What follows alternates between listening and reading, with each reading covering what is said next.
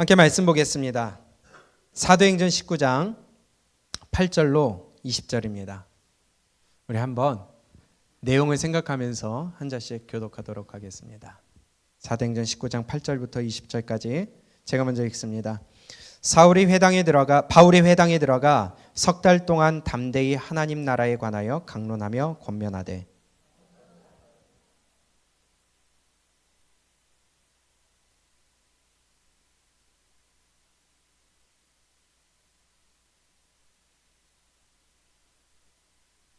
우리 크게 읽을게요.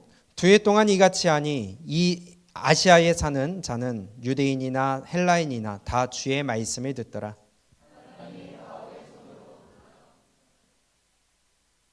심지어 사람들이 바울의 몸에서 손수건이나 앞치마를 가져다가 병든 사람에게 얹으면 그 병이 떠나고 악귀도 나가더라.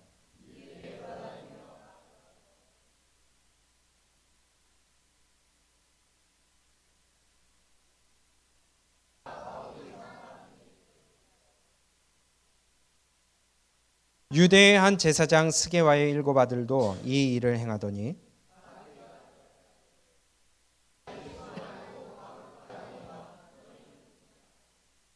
악귀 들린 사람이 그들에게 뛰어올라 눌러 이기니 그들이 상하여 벗은 몸으로 그 집에서 도망하는지라.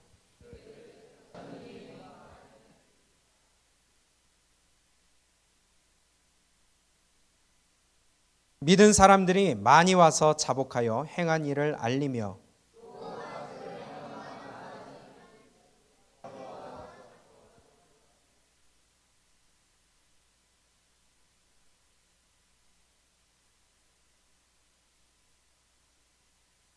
다 같이 읽습니다. 이와 같이 주의 말씀이 힘이 있어 흥황하여 세력을 얻으리. 아멘. 아멘. 오늘 사도행전 19장 20절까지 읽었지만 마지막 절까지 함께 내용을 살펴보도록 하겠습니다. 우리가 지난주에 봤던 말씀을 잠시 생각해 보면은 우리 지식적인 믿음에 머무르지 않기를 원합니다. 우리의 진실되고 또한 성령으로 거듭난 믿음이 되어야 되겠습니다. 단지 내 입술로만 고백하고 나 예수님 믿는 사람이야 고백하고 마는 것이 아니라 머리로만 많이 알고 말씀을 많이 외우고 내가 어디에 무슨 내용이 있고 무슨 내용이면 다 알고 그것으로 끝나는 것은 헛된 믿음이 될 수 있습니다. 아는 것보다도 더 중요한 것은 내가 성령으로 거듭나 그 말씀으로 살아가는 게 더 중요한 믿음이고요. 예수 그리스도가 내 안에 모시고 예수 그리스도를 내 안에 모시고 그분을 주인으로 삼아 살아가는 것이 더 중요한 믿음인 줄로 믿습니다. 은혜로 말미암아 살아가는 사람이에요. 그런 사람이 바울과 같이 또한 다시 새롭게 됐던 아볼로와 같이 은혜로 살아가는 자 우리 모두가 될 수 있기를 축복합니다. 오늘은 우리가 그 뒤에 이어지는 내용들을 또 보도록 하겠습니다. 바울은요 또 여전히 어디에서 복음을 전합니까? 회당에서 복음을 전합니다. 이제 바울이 에베소에서 앞에 있었던 사건들을 마무리하고 다시 회당으로 갑니다. 회당에서 복음을 전합니다. 그리고 몇 개월 동안 복음을 전했대요? 3개월, 석 달 동안 전했다고 합니다. 8절에 바울이 회당에 들어가 석 달 동안 담대히 하나님 나라에 관하여 강론하며 권면하되.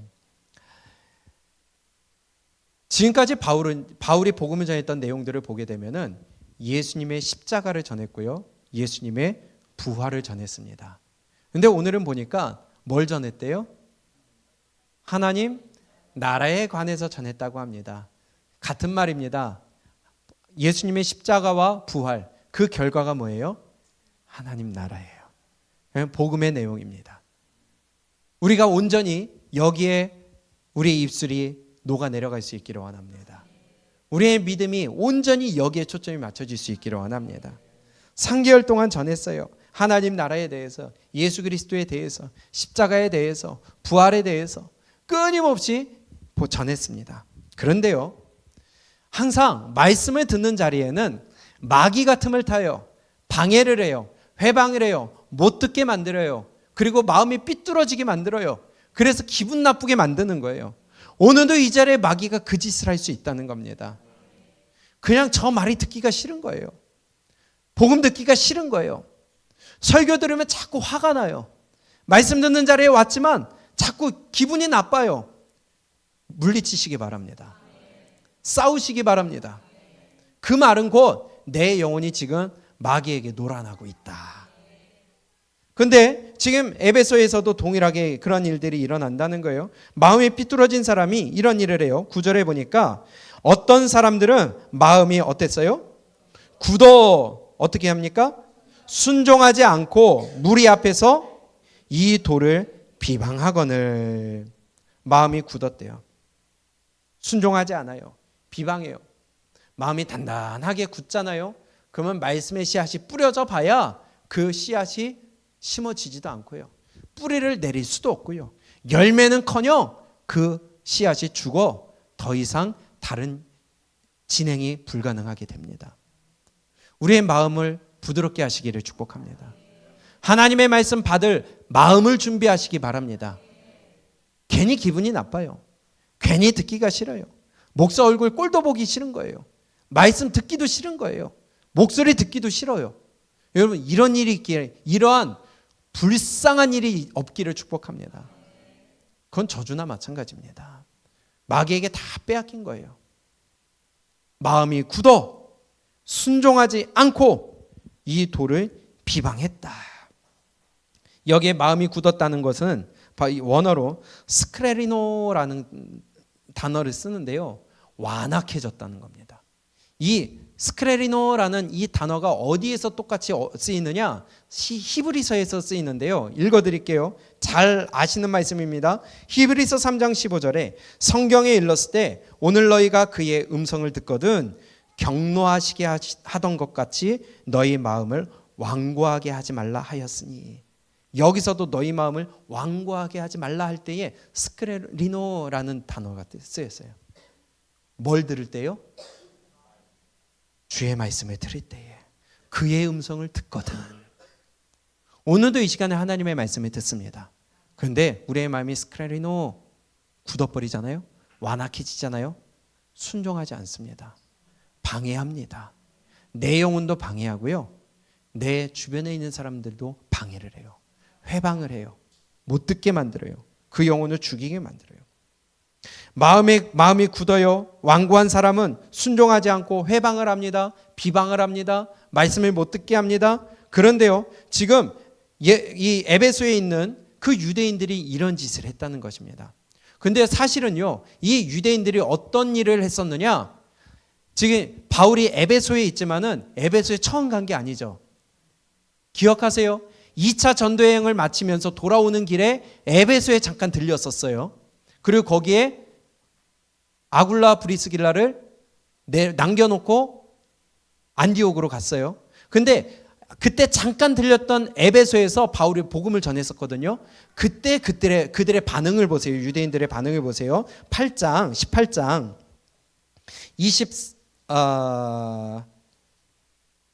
사도행전 18장 19절에 볼까요? 이렇게 합니다. 에베소에 와서 그들을 거기 머물게 하고 자기는 회당에 들어가 유대인들과 변론하니 여러 사람이 더 오래 있기를 청하되 허락하지 아니하고. 어떻게 했다고요? 더 오래 있기를 요구했어요. 누구한테? 바울한테. 그럼 그 말은 뭐예요? 듣기 원한다는 거죠. 바울이 회당에서 복음을 전하는데 그들의 마음은 그렇구나 하면서 관심을 갖고 바울이 좀 더 전해주세요. 더 듣고 싶어요. 그런데 바울이 일정이 있으니까 떠나면서 21절에 이렇게 얘기합니다. 작별하여 이르되 만일 하나님의 뜻이면 너희에게 돌아오리라 하고 배를 타고 에베소를 떠났습니다.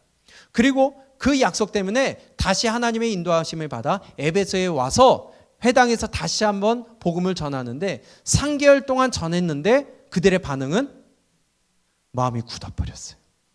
그때는 요구하고 더 전해달라고, 꿀송이 같은 하나님의 말씀 달라고, 예수님에 대해서 알려달라고 적극적으로 했었는데 이제는 마음이 굳어버리니까요.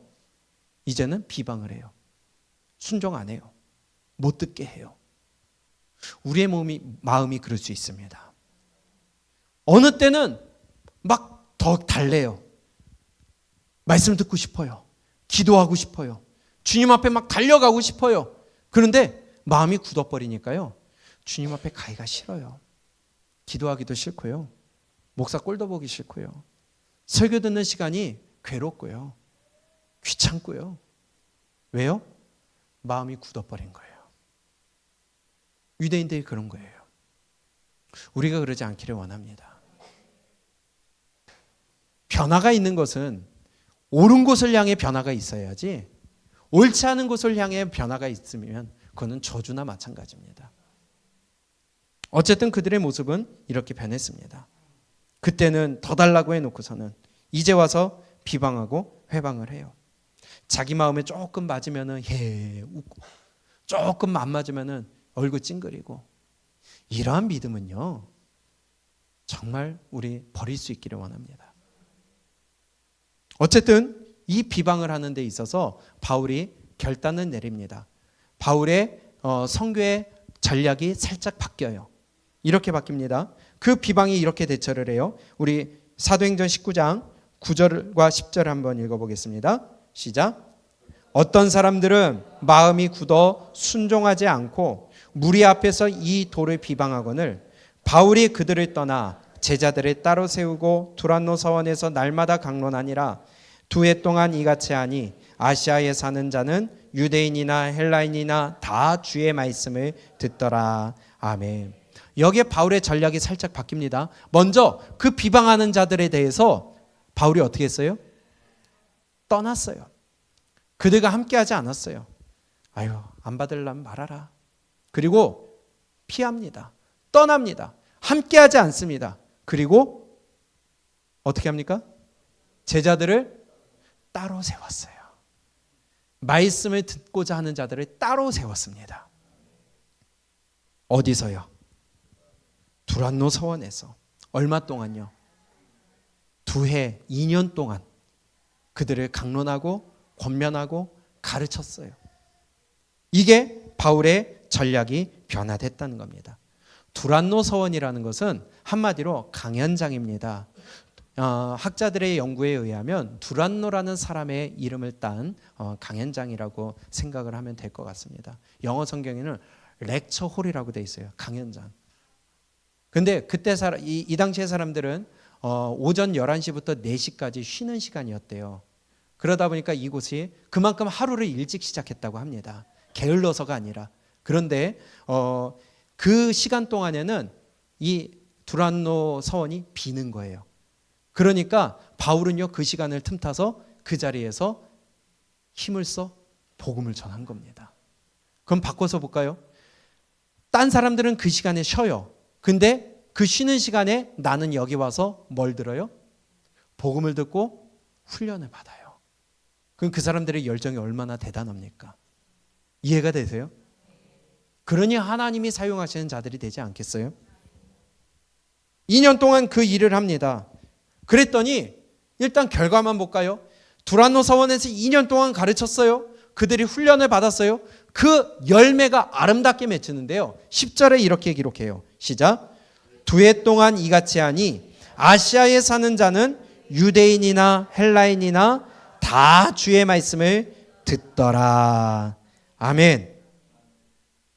어디에 있는 사람들이요? 아시아에 있는 사람들이 유대인이나 헬라인이나 상관없이 다 복음을 들었대요. 주님 앞으로 돌아오는 자들이 생겨난 거예요. 영원히 살아나는 자들이, 구원받는 자들이 날마다 생긴 거예요. 그들의 역할을 인하여서 2년 동안 두란노 서원에서 그들을 집중적으로 가르치고 훈련시키고 그들을 권면을 했더니 그들을 가르쳐서 보내고 했더니 그들이 나가 복음을 전하는 자가 됐고 그들로 인하여 열매들이 아시아 지역에 유대인이나 헬라인이나 상관없이 맺히기 시작했다는 겁니다. 바울이 소수의 무리에 집중했어요. 들을 자에게 집중했어요. 특공대를 길러낸 겁니다. 2년 동안 그들을 가르쳐서 보내고 그러면 그들은 그 주변에 있는 아시아에 돌아다니면서 복음을 전했던 겁니다. 그랬더니 아시아에 있는 많은 유대인이나 헬라인이나 상관없이 다 복음을 듣고 주께로 돌아오기 시작했어요. 이게 바울의 전략이에요. 소수에 집중하고 집중하여 핵심을 가르치고 그 핵심 인력들이 특공대가 되어서 밖에 나아가 핵심 인력들이 되는, 예수님의 전략도 마찬가지였습니다. 예수님이 복음을 전할 때에 예수님이 설교하면 수많은 사람들이 모였어요. 구름과 같이 운집했습니다. 그런데 예수님은 그들에게 전했지만은, 능력을 행했지만, 고쳐줬지만, 그러나 그들에게는 오히려 관심 두지 아니하고 12명에게 집중하셨어요. 그리고 그들을 길러내셨습니다.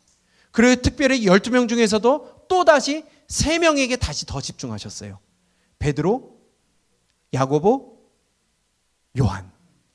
이 3명을 또 특별히 예수님이 데리고 다니시면서 기도하셨습니다. 훈련시키셨습니다. 이게 예수님의 전략이었어요. 역사는요, 다수에 의해서 결정되지 않더라고요. 역사를 보니까 목숨 건 소수의 사람들에 의해서 변화되고 방향이 결정되고 역사는 움직이더라고요. 목숨 건 소수의 사람에 의해서 이 세계가 움직여집니다. 복음의 목숨 건 12제자에 의해서 전 세계에 복음이 퍼지기 시작합니다. 복음의 목숨 건 선교사들에 의해서 우리 대한민국 땅이 복음화되었습니다. 복음의 목숨을 건 소수의 우리의 선조들에 의해서 이 땅이 축복받았습니다. 지금도 마찬가지라고 봅니다. 소수의 복음의 목숨 건 소수의 성도들에 의해 우리 예강교회가 변화되고요. 그 복음의 목숨 건 소수의 성도들에 의해 이 지역이 변화되리라고 봅니다. 다수 아니에요. 성경의 역사가 그랬고요. 인류의 역사가 그랬습니다. 그래서 리더는 소수라는 거예요. 그 역사를 오늘 두란노 서원에서 바울이 했던 거예요. 2년 동안. 오늘 광고 말씀을 드렸지만 라이프가드 모집하는 것도 마찬가지입니다. 특공대 길러내는 거예요. 복음의 목숨 건 자들. 내가 예수 믿는 구원받은 자로서, 예수를 통하여 구원받은 자로서 내가 어떻게 스피커로 살아가야 될까? 어떻게 영혼들을 살려야 될까? 그거 길러내는 겁니다. 그래서 라이프가드의 주제가도 정했어요. 찬송가 500장입니다. 물 위에 생명줄 던지어라. 누가 저 형제를 구원하랴. 우리의 가까운 형제이니 이 생명줄 그 누가 던지려나. 생명줄 던져, 생명줄 던져. 물속에 빠져간다. 생명줄 던져, 생명줄 던져. 지금 곧 던지어라. 건지어라. 구해내라. 두란노의 서원의 사역이 라이프가드입니다. 그래서 결단하시고 서원 작정서까지 해놓은 거예요. 여러분, 복음에 목숨 거시기를 축복합니다. 복음에 미친 사람이 되시기 바랍니다. 복음에 미치고 영구원에 미치고 하나님의 사람은 살기를 원하는 사람, 하나님이 찾으시는 그 한 사람, 그 사람을 만들어내는 것이 바로 두란노 사원의 사역이었어요. 우리 라이프가드 사역이 바로 이 사역입니다. 바울이 2년 동안 두란노 사원에서 가르치면서 맺혀진 열매는요, 에베소가 있던 아시아 전역에 복음을 듣고 돌이키는 자가 생겨났어요. 날마다 구원받는 자들이 생겨났어요. 두란노 사원은 복음의 특공대 훈련소나 마찬가지예요. 라이프가드도 마찬가지로 특공대 훈련소가 될 것입니다. 그리고 그들이 영혼 살리는 자들이 될 것입니다. 부신 영혼들을 구원해내는 자들이 될 것입니다. 생명줄 던지는 자들이 될 거예요. 후에 이 사람들이 에베소 교회에, 두란노 사원에서 교육받고 훈련받은 자들이 에베소 교회의 핵심 자리에서 리더들이 되더라고요. 우리가 다음 주에 보겠지만 사도행전 20장에 바울이 밀레도에서 이제 예루살렘으로 향하여 갈 때에 바울이 에베소 교회의 장로들을 불러 모읍니다. 장로들은 지금 리더나 마찬가지거든요. 그런데 이렇게 얘기해요. 사도행전 20장을 보십시오. 17절입니다. 바울이 이제 떠나기 전에 에베소에 사람을 보내가지고 그들을 청해요. 17절 시작. 바울이 밀레도에서 사람을 에베소로 보내요. 누구를 청해요? 교회 장로들을 청합니다. 그들에게 무슨 얘기를 하느냐? 31절이에요. 시작. 그러므로 여러분이 일깨어 내가 3년이나 밤낮 쉬지 않고 눈물로 각 사람을 훈계하던 것을 기억하라. 아멘. 바울이 이제 그들의 리더들을 불러와서 모아놓고 마지막으로 얘기하는데, 내가 여러분들을 3년 동안 밤낮 쉬지 않고 눈물로써 훈계하고 권면하고 가르치고 훈련했던 것을 잊지 마십시오. 여러분들이 이제 그 일을 해야 됩니다. 몇 년 동안요? 3년. 왜 3년이냐? 햇수로 3년인데 바울이 처음 갔을 때 8절에서 회당에서 3개월 전했고요. 두라노서원에서 2년 전했고요. 그러니까 햇수로 3년이 된 거예요. 그러니까 여기서 내가 여러분들을 3년 동안 눈물로써 아비의 마음으로 여러분들을 가르쳤던 것 잊지 마세요. 이게 라이프가드가 될 겁니다. 여러분, 우리는요, 세상에 많이 지금 떠밀려 다니는 불신 영혼들 구원해야 됩니다. 그들을 주님께로 인도해야 됩니다. 그 사명 가져야 돼요. 그 사명 완수해야 돼요. 밤낮 쉬지 않고 눈물로 호소하고 훈계했던 그들, 훈련시켰던 그들의 그 결과로 아시아에서 많은 열매들을 맺게 되었습니다. 우리 애강교회도 복음의 특공대가 되시기 바랍니다. 여러분들이 정의의 위원 되시기 바랍니다. 불신 영혼 구원하시는 자가 되시기 바랍니다. 아는 사람 데려오는 것이 아니라, 내가 전도해서 전도라는 것이 그냥 믿다가 교회 좀 옮겨볼까? 그런 사람들이 아니라 우리는 불신 영혼 구원할 줄 알아야 돼요. 너희는 땅 끝까지 복음을 전하라고 그랬어요. 그 말은 이미 믿고 있는 사람, 데려오기 편한 사람 믿으라 전하라는 게 아니에요. 땅 끝까지 복음 전하는 것은 불신 영혼 구원시키라는 거예요. 우리가 라이프가드가 되기를 원합니다. 이곳이 두라노 서원이 되기를 원합니다. 우리가 특공대가 되기를 원합니다. 우리의 마음이 변화될 수 있기를 원합니다. 그리하여 우리의 입이 스피커가 되어 여러분들이 가는 곳마다 만나는 자들에게, 이 지역에 여러분들이 복음을 전하는 자가 되시기를 원해요. 두란노 서원에서 훈련받은 이 바울의 제자들, 그들이 복음을 통해 하나님과의 관계가 정확하게 세워진 겁니다. 그들이 그 전에는 하나님이 내 아버지인지 몰랐어요. 그런데 복음을 듣고 훈련받고 하나님 앞으로 나아가다 보니까 내 아버지가 하나님이신 것을 정확하게 관계가 만들어진 거예요. 그렇기 때문에 예수님을 믿는다는 것은 하나님과의 단절된 관계가 다시 회복된다는 것입니다. 우리가 기억해 보십시오. 선악과 사건을 통해 에덴 동산으로부터 쫓겨났어요. 그것은 하나님으로부터 버림받은 거예요. 하나님께 더 이상 갈 수 있는 길이 막혀버린 거예요. 하나님과의 관계가 단절된 거예요. 가고 싶어도 못 가요. 이 관계가 회복되지 못하니까 결국은 저주받게 되고 귀신들에게 늘 쫓겨다니게 되고 늘 저주 가운데, 고통 가운데, 괴로움 가운데, 어두움 가운데 내 마음이 위로를 얻지 못하는 겁니다. 그런데 이 일을 해결해 주기 위해 오직 누구 덕분에요? 예수 그리스도의 죽으심으로 말미암아 이 새로운 살 길을 열어주셨다는 겁니다. 이거 전하는 것이 복음이라는 거예요. 왜냐? 그 관계가 회복되면 귀신도 떠나가고, 이 관계가 회복되면 죽음의 저주도 풀어지고 온갖 모든 저주가 해결된다는 것이죠. 오직 누구를 통해서요? 예수 그리스도를 통해서. 이게 믿어지니까, 다시 말해서 하나님과의 관계가 회복되니까 내가 죄와 저주에서 노임받고 기쁨이 넘치고, 그러니 이거 경험되니까 전하지 않을 수가 없는 겁니다. 두란노 서원에서 배웠던 자들이, 훈련받은 자들이 그러니 아시아 전역으로 흩어져서 복음 전하기 시작한 거예요. 관계가 회복돼서 전할 수밖에 없었던 거예요. 그런데요, 그 뒤에 두 가지 사건이 나오는데요. 41절까지 두 가지 사건이 소개가 되는데, 어떤 사건이냐? 하나님과의 관계가 회복되지 않으니까, 바꿔 얘기하면 하나님과의 관계가 맺어지지 않으니까 온전한 아버지와 아들의 관계가 되지 않으니까 일어나는 사건이에요. 두 가지입니다.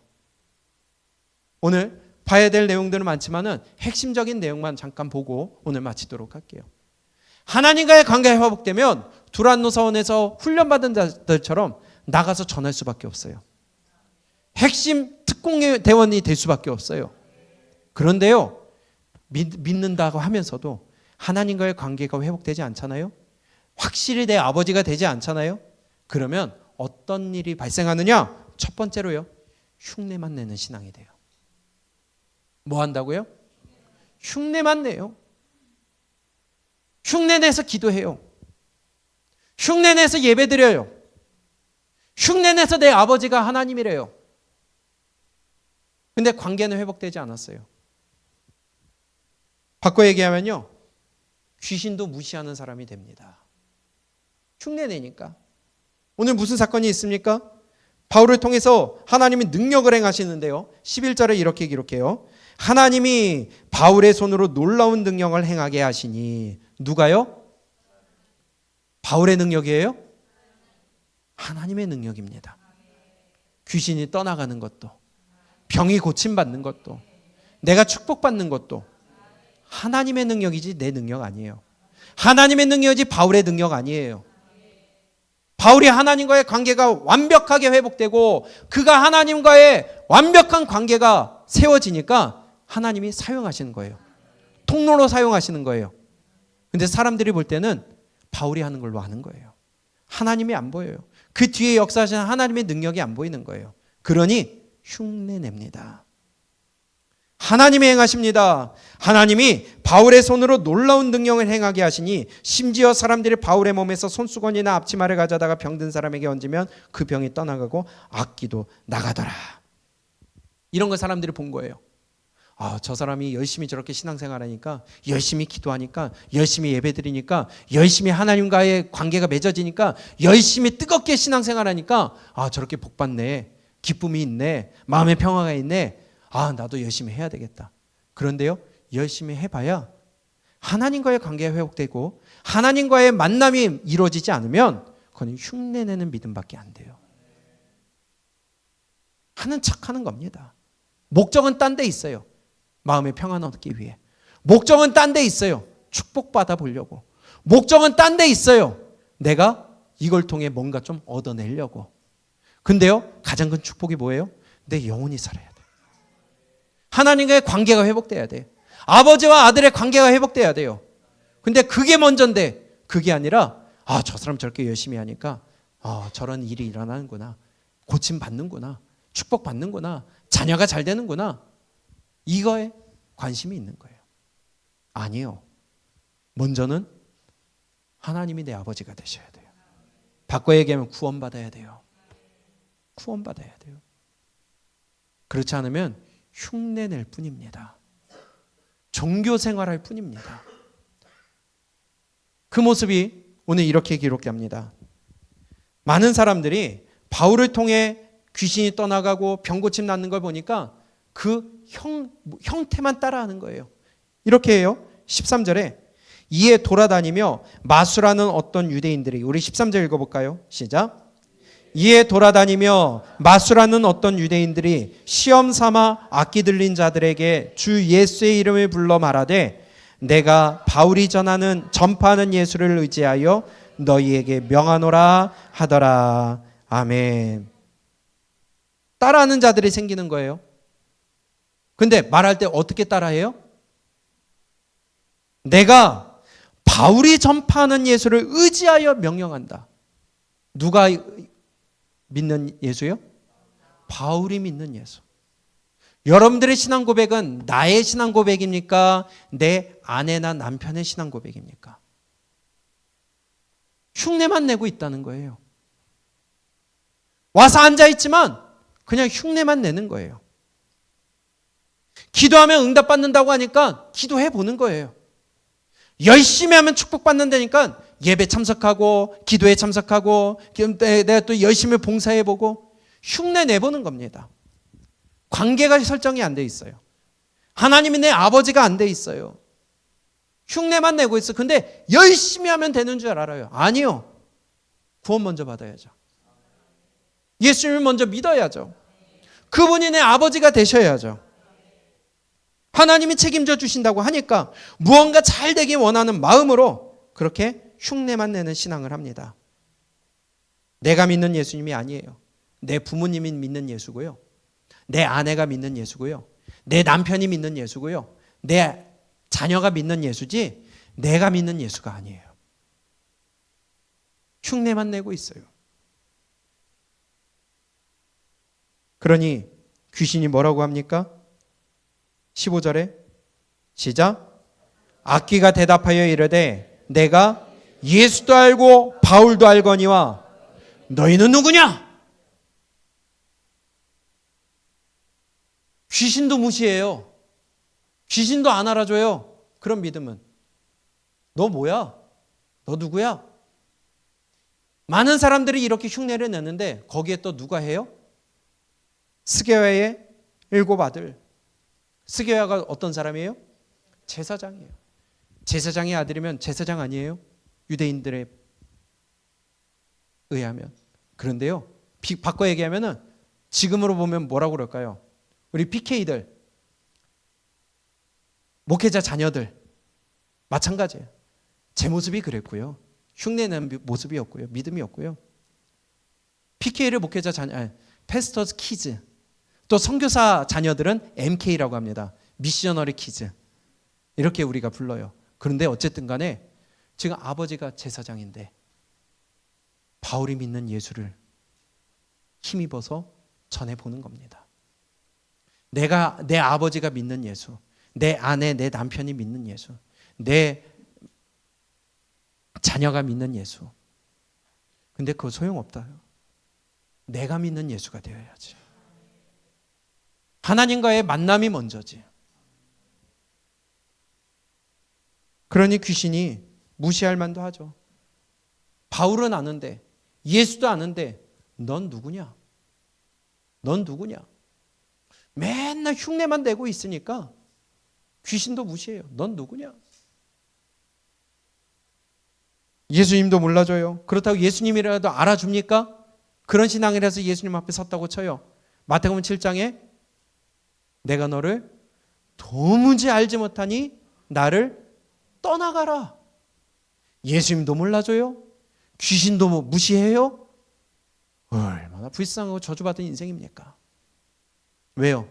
흉내내는 신앙 하나니까.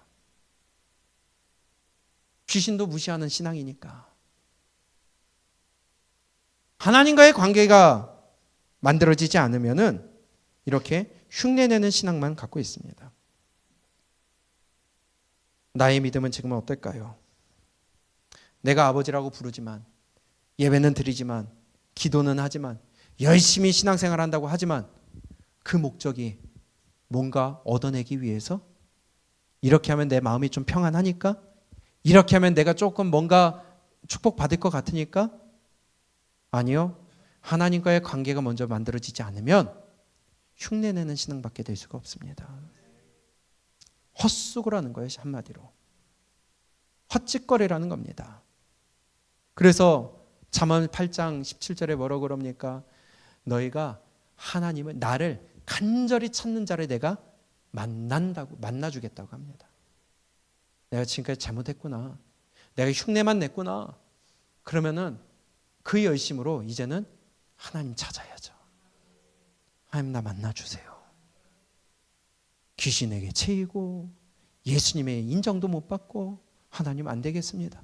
나 만나주세요. 그 열심으로 기도하던 거 이제는 다시 바꿔 하나님 내 영혼 살려주세요. 기도해야 되지 않겠습니까? 이제 들었다면 내 자아를 무너뜨려야 되지 않겠어요? 내 기준과 마음을 무너뜨려야 되지 않겠어요? 하나님과의 관계가 새롭게 회복될 수 있기를 원합니다. 아까도 시작 전에 잠깐 말씀을 드렸지만 개그맨이었던 최영만 씨, 그분이 목사가 되어 이제는 복음을 전하는 자가 됐어요. 도를 흉내내어 사람을 웃기던 그분이 이제는 예수 그리스도의 말씀을 전하는 종이 되었다는 거예요. 그러면서 그분의 그 타이틀이 죽음을 맛보고 다시 산다면 절대 예전처럼 못 살아요. 맞아요. 예전처럼 못 삽니다. 이게 하나님과의 관계가 회복되니까 예전으로 돌아갈 수가 없다는 거예요. 예전처럼 흉내내는 삶을 살아갈 수가 없다는 거예요. 마귀에게 이끌려 살아가는 사람은 삶을 살 수가 없다는 거예요. 우리 하나님과의 관계가 다시 회복될 수 있기 원합니다. 주님이 예수 그리스도가 나의 주인 될 수 있기를 원합니다. 하나님이 나의 진짜 아버지가 될 수 있기를 원합니다. 흉내내는 신앙, 어쩔 수 없이 끌려가는 신앙, 내가 아닌 내 부모, 내 자녀, 내 남편, 내 아내가 믿는 신앙이 아니라 내가 믿는 예수. 이 정확한 고백이, 정확한 관계가 우리에게 맺혀질 수 있기를 원합니다. 이래야 헛된 신앙생활하지 않을 수가 있다는 거예요. 두 번째 모습을 보면요, 이제 그 뒤에 23절부터의 사건이 바로 두 번째 모습입니다. 하나님과의 관계가 올바로 형성이 되지 않으면은 어떤 신앙생활을 하느냐? 이기적인 신앙생활을 하는 거예요. 신앙 때문에, 복음 때문에, 예수님 때문에 내가 손해보려고 하지 않아요. 내 시간 투자하려고 하지 않아요. 내 물질 투자하려고 하지 않아요. 내 육신 하나님 앞에 희생하려고 하지 않아요. 내 삶 하나님 앞에 좀 드리려고 하지 않아요. 이기적인 신앙생활을 한다는 겁니다. 이게 하나님과의 관계가 형성되지 않은 사람에게 나타나는 모습이라는 거예요. 많은 것이 있지만 오늘 사도행전 19장에 나타난 이 두 가지 모습, 첫 번째는 흉내내는 신앙생활하는 거예요. 두 번째는 이기적인 신앙생활하는 겁니다. 오늘 어떤 사건이 23절부터 기록되어 있냐면은 큰 소동이 일어납니다. 에베소에 데메드리오라는 은장색, 은으로 우상을 만드는 일을 하는 이 사람이 사람들을 선동을 해요. 그러면서 저 바울이 전하는 복음 때문에 우리가 지금 손해를 본다. 저 바울 때문에 저 사람이 전하는 것 때문에 우리가 지금 위협받고 있다. 이러면서 사람들을 막 선동을 해요. 그리고 바울과 함께 있던 사람들을 잡아갑니다. 그리고 거기서 재판하려고 해요. 불법 재판이죠. 결과적으로는. 지금 앞에 20절까지의 내용과 마지막 41절까지의 내용 구체적으로 보지는 않습니다만 전체적인 줄거리가 그거예요. 아데미 신전, 이 에베소에는 아데미 신전이 있었습니다. 아르테미스, 제우스의 아들, 제우스의 딸, 아폴로와의 쌍둥이 신이 아데미, 아르테미스입니다. 지금도 그 터가 남아있는데 신전이 세계 7대 불가사의 중에 하나래요. 얼마나 웅장한지, 그때 당시에 이걸 어떻게 지었는지 지금도 관광 명소라고 합니다. 그런데요, 그 아데미 신전에서 아데미 형상을 만드는 이 일을 하고 있는 데메드리오가 사람들을 선동해요. 소동이 일어납니다. 가이오와 아리스타고를 붙잡아서 그들을 재판하려고 합니다. 이렇게 얘기합니다. 28절을 보십시오. 28절 시작. 그들이 이 말을 듣고 분노가 가득하여 외쳐 이르되 크다 에베소 사람의 아데미여 하니 온 시내가 요란하여 바울과 같이 다니는 마게도냐 사람 가이오와 아리스타고를 붙들어 일제히 연극장으로 달려 들어가는지라. 아멘. 바울이 전하는 복음 때문에 우리가 손해를 본다 하여 바울의 옆에 있던 가이오와 아리스타고를 잡아다가 지금 불법 재판하려고 끌고 가는 모습이에요. 그런데 사람들이 막 지금 분노가 치밀어 있어요. 화가 나 있어요. 죽이려고 그래요. 뭐 때문에 그러냐? 데메드리오가 뭐라고 그랬느냐? 한번 보세요. 24절에 시작. 즉 데메드리오라 하는 어떤 은장색이 은으로 아데미의 신상 모형을 만들어 직공들에게 적지 않은 벌이를 하게 하더니 그가 그 직공들과 그러한 영업하는 자들을 모아 이르되 여러분도 알거니와 우리의 풍족한 생활이 이 생업에 있는데 이 바울이 에베소뿐 아니라 아시아를 통하여 수많은 사람을 권유하여 말하되 사람의 손으로 만든 것들은 신이 아니라 하니 이는 그대들도 보고 들은 것이라. 우리의 이 영업이 천하여질 위험이 있을 뿐 아니라 큰 여신 아데미의 신전도 무시당하게 되고 온 아시아와 천하가 위하는 그의 위엄도 떨어질까 하노라. 이것 때문에 사람들이 화가 난 거예요. 지금 겉으로 드러난 것은요. 겉으로 드러난 이유는, 잡아가고 방해하는 이유는, 겉으로 드러난 원인은 우리가 섬기는 아데미 신전이 뭐 받는다고요? 무시받는데요. 우리가 섬기는 아데미 신이 무시받는데요. 겉으로 드러난 건 그거예요. 그런데 그 속내는 뭐예요? 우리의 생활이 위협받는다. 우리의 벌이가 위협받는다는 겁니다. 정작 속내는 다른 것 때문이에요. 수입에 타격받는다는 거예요. 거기 뭐라고 그럽니까? 25절에 우리의 끝에 풍족한 생활이 이 생업에 있는데, 저 바울이 전하는 저것 때문에, 복음을 전한다는 그 복음 때문에 우리가 풍족한 생활을 하지 못하게 된다. 이게 그 검은 속내 아닙니까?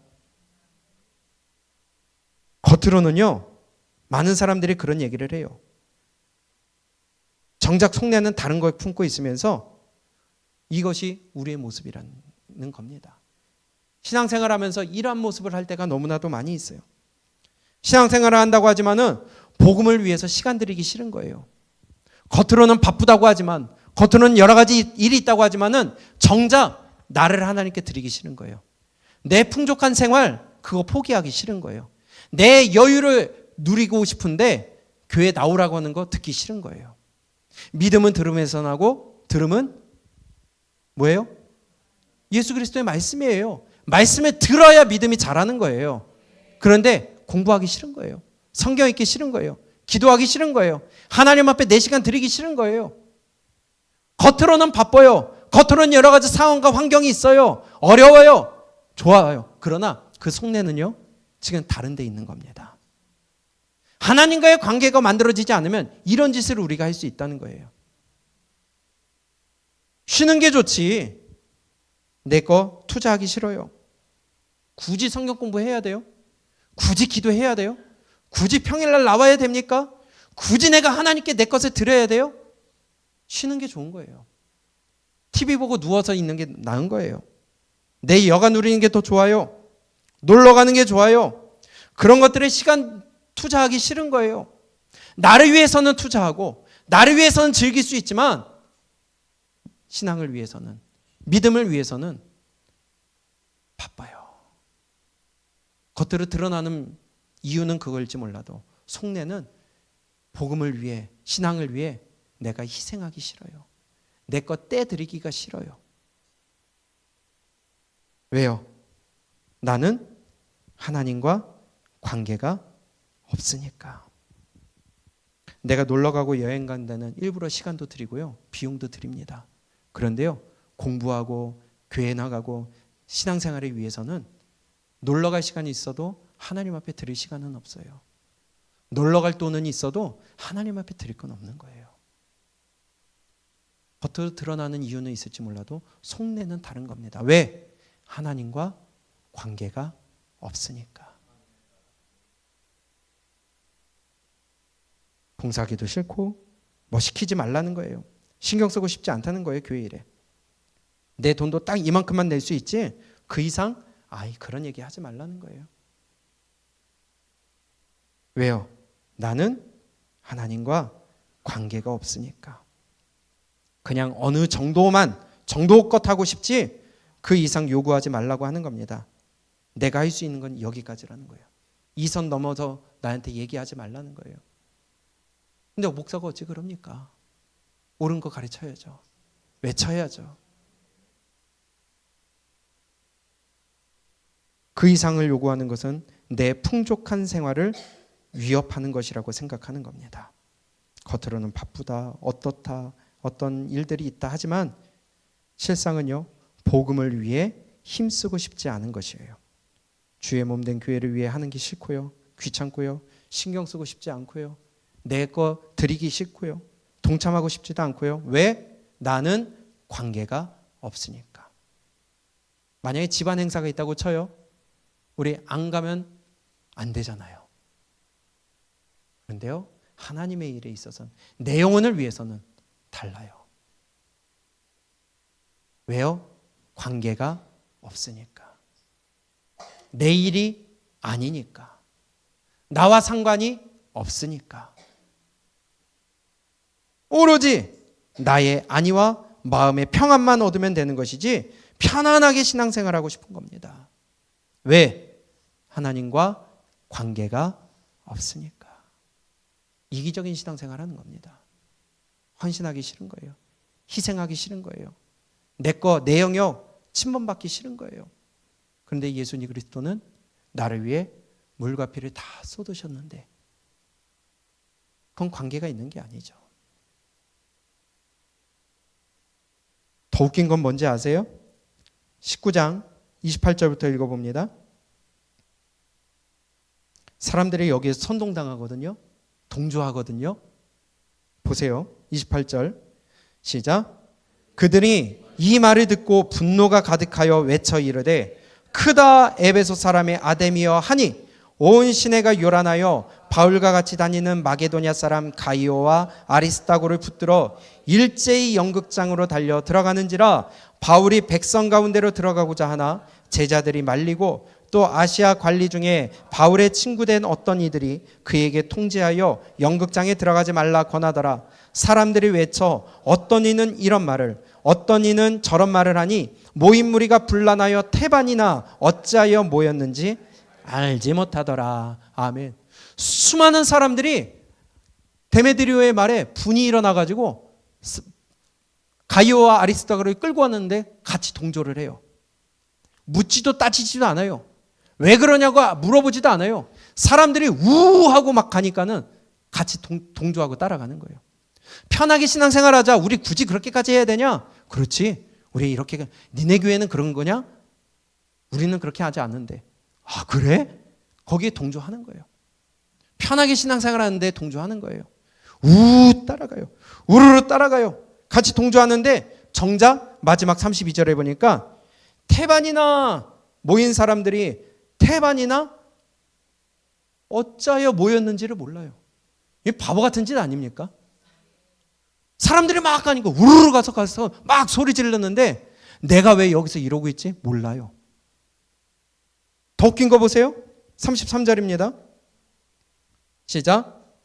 유대인들이 무리 가운데서 알렉산더를 권하여 앞으로 밀어내니 알렉산더가 손짓하여 백성에게 변명하려 하나 그들은 그가 유대인인 줄 알고 다 한 소리를 외쳐 이르되 크다 에베소 사람의 아데미여 하기를 얼마 동안요? 2시간 동안 외치고 있는데 내가 이거 왜 하고 있는지 몰라. 사람들이 편하게 신앙생활 한다고 하면 된다고 하면서 막 따라가가지고 그렇게 하면서 흉내내고 이기적인 신앙생활 하는데 정작에는 왜 그거 하고 있는지를 몰라요. 오랜 시간 동안 그거 했는데 왜 하고 있는지 핵심을 몰라요. 왜? 하나님과 관계가 없으니까. 무지성으로 따라가는 거예요. 옆에서 굳이 그렇게 신앙생활 안 해도 되잖아. 우리 교회는 그렇게 안 하는데. 야, 니네 교회 이상한 거 아니야? 그런데 그 말이 듣기 좋거든요. 목사의 말 듣기 싫거든요. 내 거 드리기 싫고요. 내 시간 쪼개서 드리기 싫고요. 훈련받기 귀찮고요. 우리 신앙에 힘쓰기 싫고요. 왜냐? 하나님과 관계가 없으니까. 이렇게 무지성적으로 복음을 향하여 쫓아가면 얼마나 좋겠어요. 아멘? 무조건 묻지도 따지지도 않고 복음이라 하면은 복음 하면 다 거기로 무조건 따라가면 얼마나 좋겠어요. 근데 대파 하나 들고 오면 다 따라가. 바보 같은 인간들 진짜. 그러면서 복음 들면은 안 따라가요. 어떻게 하면 안 따라갈 수 있는 이유를 어떻게 해서든 찾아내요. 이게 인간입니다. 왜? 하나님과 관계가 없으니까. 대파 따라가듯이 복음을 그렇게 따라가면 얼마나 좋을까요? 그렇게 전하면 얼마나 좋을까요? 그렇게 내가 물들면 얼마나 좋을까요? 무지성이에요, 무지성. 우리는 그렇지 않기를 원합니다. 왜 그럴까요? 하나님과 관계가 없으니까. 하나님이 내 아버지가 아니거든요. 내 구원자가 아니거든요. 늘 말씀드리지만요, 차별금지법은요, 내 아버지 대신 하나님을 아버지라고 부르지 못하는 거예요. 교회 무너뜨리는 겁니다. 그러면 하나님이 진짜 내 아버지고 그분과의 내가 관계가 만들어졌으면 우리 거기 목숨 걸어야 되지 않겠어요? 그런데 그렇구나. 관심이 없어요.